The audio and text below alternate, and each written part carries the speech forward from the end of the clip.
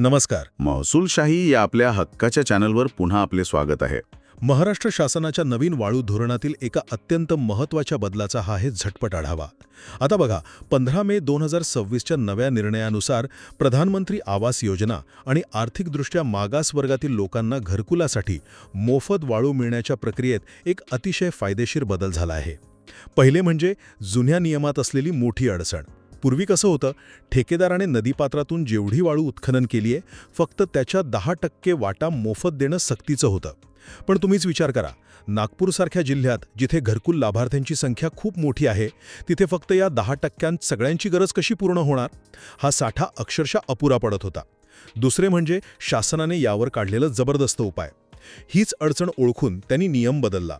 आता फक्त बाहेर काढलेल्या साठ्याऐवजी घाटात उपलब्ध असलेल्या एकूण नैसर्गिक साठ्याच्या 10% वाटा लाभार्थ्यांसाठी राखीव असेल.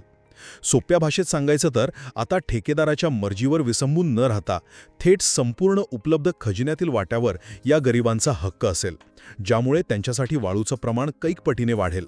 शेवटी या निर्णयाची काटेकोर अंमलबजावणी.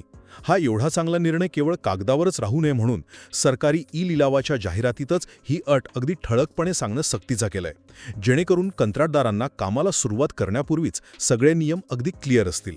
थोडक्यात सांगायचं तर या नव्या धोरणामुळे घरकुल लाभार्थ्यांना आता वाळूच्या तुटवड्याला सामोरं जावं लागणार नाही आणि त्यांच्या हक्काच्या घराचं स्वप्न खऱ्या अर्थाने आणि अधिक वेगाने पूर्ण होईल. पुन्हा एकदा आठवण करून देतो, चॅनलला सबस्क्राईब नक्की करा आणि पुढील व्हिडिओसाठी तुम्हाला कोणते नवीन विषय आवडतील ते कमेंट्समध्ये सुचवा. आणि अधिक कायदेशीर मदतीसाठी तुम्ही आमच्या व्हॉट्सॲप आणि टेलिग्राम ग्रुपमध्ये नक्की सामील व्हा. अगदी. आणि हा व्हिडिओ आपल्या मित्रांना व्हॉट्सॲप ग्रुपमध्ये फॉरवर्ड करा, जेणेकरून माहिती प्रत्येक गरजू व्यक्तीपर्यंत पोहोचेल. नक्कीच. लवकरच भेटू पुढील भागात. धन्यवाद. जय महाराष्ट्र.